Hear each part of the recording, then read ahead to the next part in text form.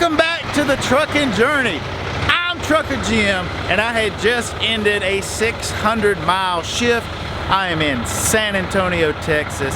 Elvis is getting ready to take the wheel. We're gonna finish this up so we could hopefully make it to Greer before payroll cut off. But let me show you old Road Warrior here. He has been battling the road, battling the bugs. And he has been winning that battle, people. They're all over him. A filthy, filthy road warrior we have. But not for long, because look where we're at. The Blue Beacon.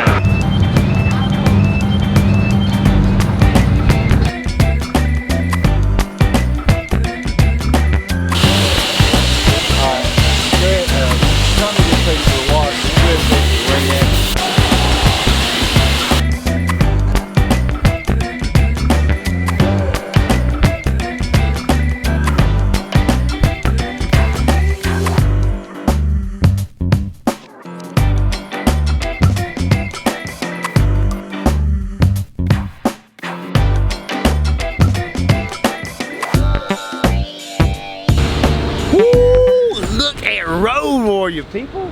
A truck that looks that good, it can't stay dirty. Well, we're using our only wash for the month, so it probably will get dirty again, but it's not gonna be dirty today. One thing I'm not completely happy with is right here, there should be a sticker, like a GMP sticker, or maybe I just need to get a Trucker Jim sticker and climb up there myself and put it on. But the guys at the shop, they were scared. Yeah, they're scared to climb up there and put the GP sticker on because they don't have a ladder like that right there at the shop, apparently. Come on, guys. It looks better on video.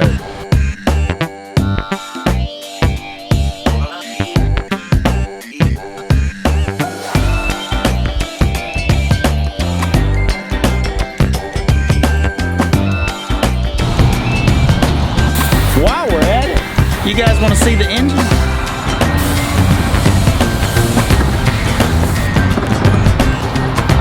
I present to you the Cummins X15 Efficiency Series Turbo Diesel.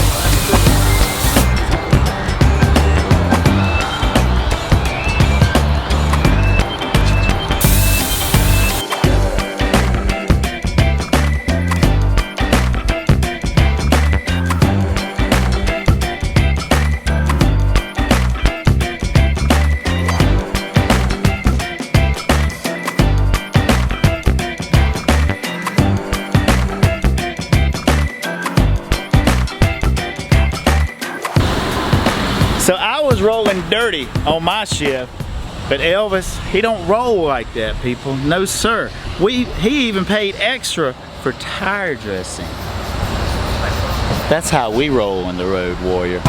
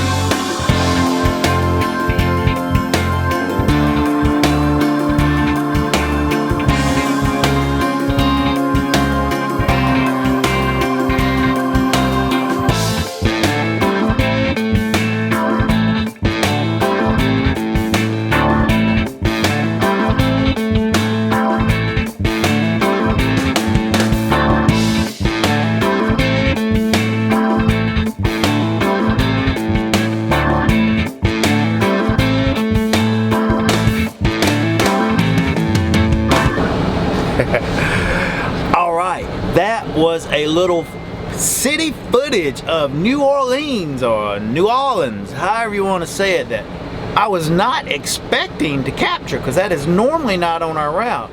So you guys can thank Trucking Elvis for that little tour of New Orleans. Good job, Elvis. It's all about the content. But for you truckers going across, get on 12.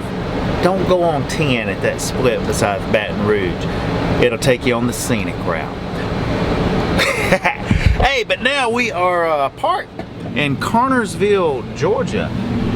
That little shed right there is a CB shop that's been here for like 25 years in this area. And well, been having CB challenges since we've got the Road-Warrior. There's actually a little power connection problem up here.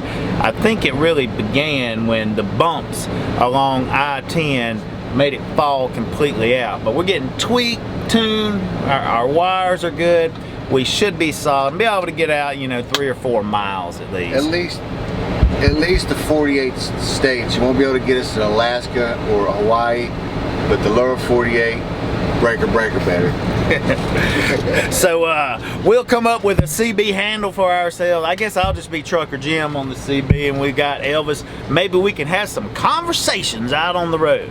But I do plug into the Zello channel. I try to do it at least once a day. But all the contact information for me, with the exception of my cell phone number, will be in the description box. But here shortly, this nice CB fella should be back with our CB, and we'll get on the road. It's gonna end up costing me 80 bucks altogether for you guys that's wondering what the pricing of it is. There was a $40 option that'll get you out like a mile or so. He's turning it up to the limit. Got my wires, you know, where they're supposed to be good too, and it's gonna be 80 bucks. I'm still using actually the stock antenna. I guess maybe when I get my own truck that my name is on the title, I may get a better antenna.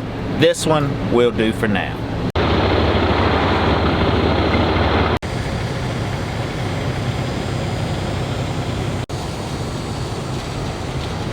So what'd you do for me there? I just did a tune-up on 29. You actually got more power than what it's doing originally. Starts at 4 watts. The radio's doing quite a bit more. It's did what's called a MOSFET tune. Brings the original final out of the radio and puts a larger final in. Allows the radio to come up to more power. So I started with 4, and you say you've got me up to about 30? Yep. So wow. Now you can actually, I'll let you see it real quick. You can actually see what it does. Okay. If you want to come around here, I'll show you.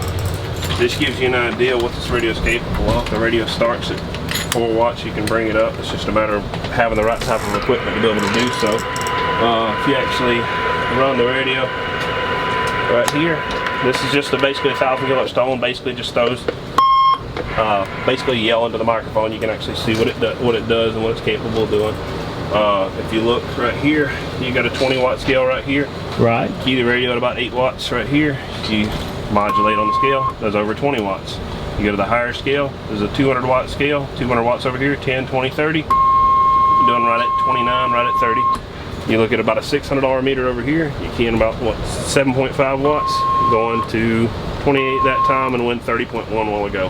Audio test, 1, 2, 32 watts there.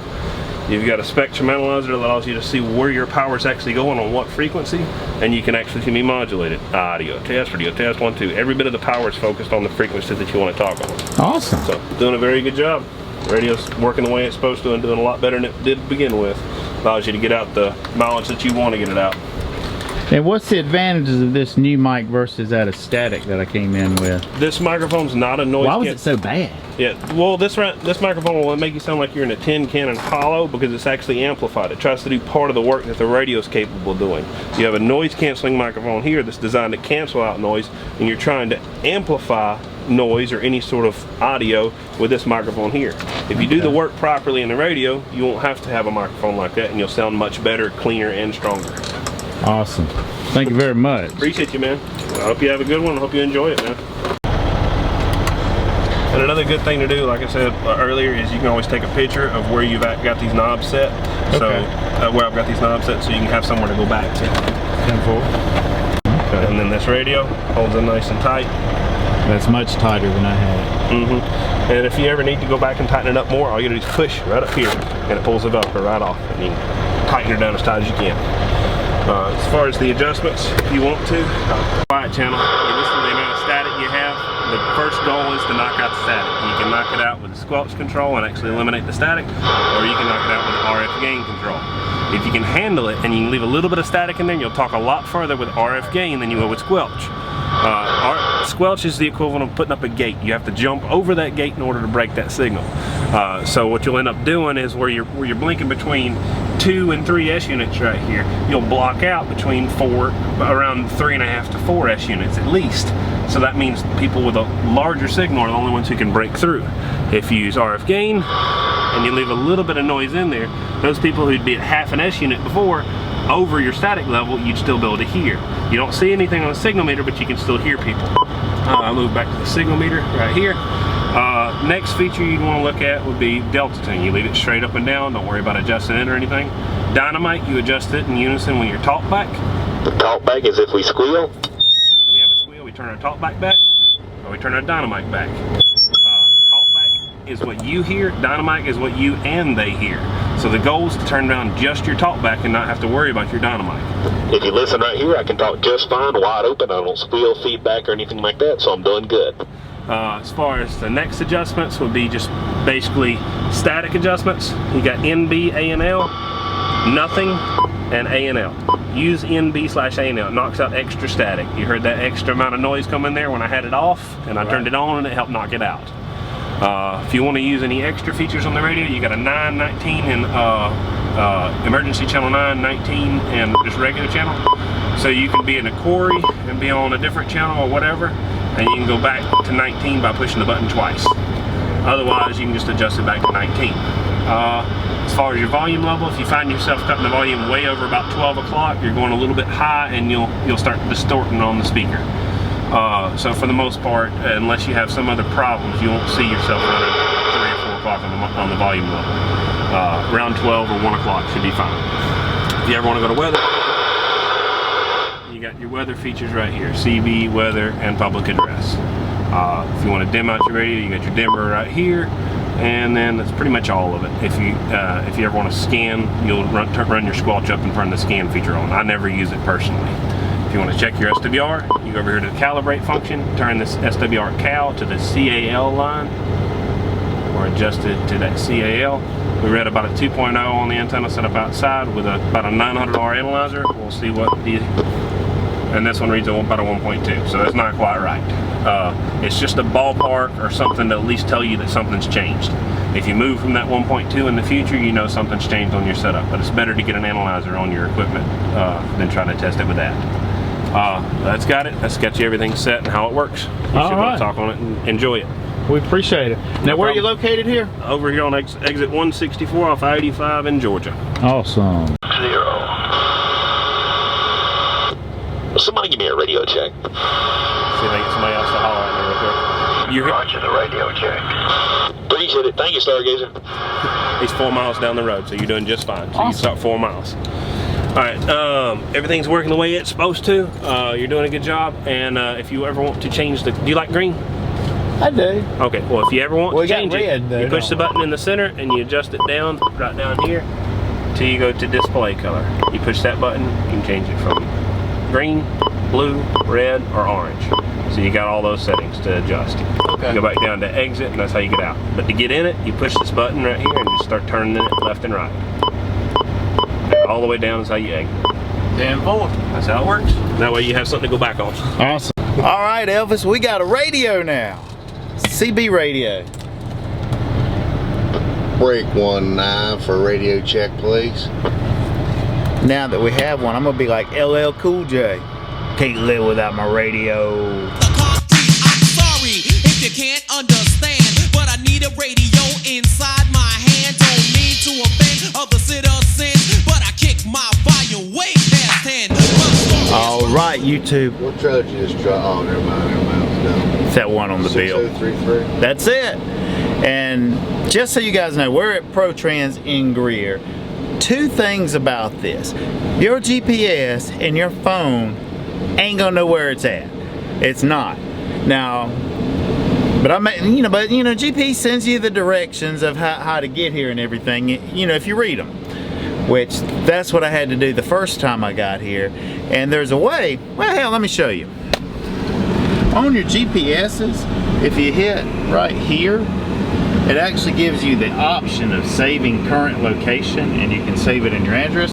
But for this ProTrans, even that don't work. Like Elvis had dropped me off at the terminal and delivered this load because I went, you know, home to be with my girl a little extra time, I don't know, a week or so ago.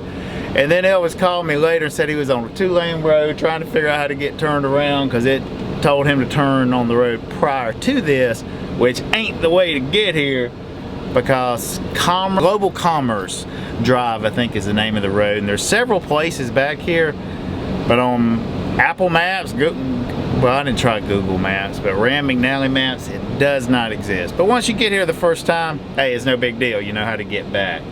And also another thing about ProTrans, the last 2 times I've been here, they told me I couldn't have an empty. They're like, nah, we don't give out empties here. I'm like, what? Is it like, you understand how trucking works, right? I bring you one, I take one out with me, I get on, you unload it later. But no, so we're bobtailing out. But also for the second time in a row, we're going to the new Michelin, which is technically in Woodruff, but it's right down the road from the terminal. It's a huge facility. Well, there's bigger, but it's a pretty big facility. And it seems like a little more thought went into it, and that instead of that, I'm sorry, Mr. Parker, but I just tell it how it is, okay? That shithole of a Michelin that's in Houston, Texas, that's where we're going to next. It is like, I could make a whole video about how these guys are so slow and just like, I don't know, just insist upon wasting a trucker's time during the check-in process. They got a rude way about them too. They do have a rude way about them. The road is just like god-awful bumpy, and then when you get there, they say, did you slide your tandems? Well, you got to get there and slide your tandems and then come back, but you know, to turn in where the gate's at, you know, you don't have enough space to really get your trailer straight. But as you like get aggravated by them a couple of times, you learn how to avoid, you know, the highest levels of aggravation. Very tight in there, very tight in there. It is very tight. Sometimes, like, you know how wide a trailer is? Well, that's about how wide the parking spot is. Like, you can't even really like lower your landing gear. But that's where I first met Captain Jim and helped him out. God bless Captain Jim, rest in peace, brother. But we are, you hungry, Elvis? hey, listen, the king's hungry. And this ain't gonna be no episode of Big Rig Cooking. We're gonna like bobtail to a restaurant and get something to eat, and then I don't know, maybe I can talk Elvis into starting his shift and I'll start editing this video. Elvis is like trying to talk me into doing this, like and for all you guys at team, let us know what you guys do, what works, what's most productive. And you know, we're figuring it out, what's going to be the most, because I mean, we've been doing all right. We've been making, you know, $1,400 or whatever, but we feel we got the potential to make $2 grand a week if we do that, and we will after Labor Day. But do you have a time of day, like a 3 o'clock, and 3 o'clock is when you switch and the miles don't matter, or whatever time's left, do it by time? Or like one of the things I'd suggest on this run, which is, well, actually we're going to Houston, we're not going to Laredo, so my little thing wouldn't actually add up that way. But when you go into Laredo, there's a halfway point of Hammond, Louisiana. But let us know your team running strategies, and in the near future, we'll have this stuff perfected and we'll do a video about it. You got anything you want to tell them, Elvis? No, but listen, I am interested in knowing what you guys think about that, because I trained a lot, and every once in a while I still have a flashback. Whoa, easy, easy, whoa, easy. I'll see, you know what I mean, I'll try to back up and it doesn't work out anyway. But anyway, I did, and you know, they had their ways, they did these surveys and studies on how to run team, but I would definitely like to hear how real teams do it out there, because we're going to try this and try that, but you know, we're both, I mean, we haven't found a good way to sleep well yet, and just like to get your opinion. It hasn't been bad, we're just trying to find the best way, whether it's better to have a pattern all the time or just run wild. We just been running wild. He does his, I do mine, whatever time it is, whatever time it is. But you know, then I was online, and then where I used to work, you know, they say you should have a certain time, get a sleep cycle. And I know I'm going long here, but man, I would really like to hear what you guys, the run team, or have run a team, what you guys think. Not really training, but like team, because I've done a lot. Because I've done a lot of with a student, and that's just completely different than running a team with another guy who can drive well. So anyway, let us know what you think here. I'd love to hear that. Thank you very much. All right, but hey, we hope you enjoyed this episode. Let's see. I hadn't started editing this yet, but I think there's a truck wash. Oh, I got a comment from that sharp-dressed man. His name's Kurt. Oh, he man, makes cooking videos, and man, he had like an awesome hat and like pimping cowboy boots and everything. We met him at the Beacon. He's not in this video though, but he said he's been watching us and that we are a trip and we're funny, and he's loving the video. We appreciate you watching, Kurt, and we're going to check out your website and get some good recipes for out here on the road. He's a big time cooking kind of trucking guy. You know, I'm figuring it out as I can go. And then the CB, we got our CB set up, and you guys saw the inside of the shop and a little bit of the installation process. And then you find out kind of the deal with getting to Pro-Trans and leaving bobtailed is what's happened to us each time. But we're gonna go grab some lunch, guys, and I guess we'll see all of you in the next episode. But until then, be safe out there and keep on trucking. Everybody going through a little something, something. Sing a little song with a guitar strum.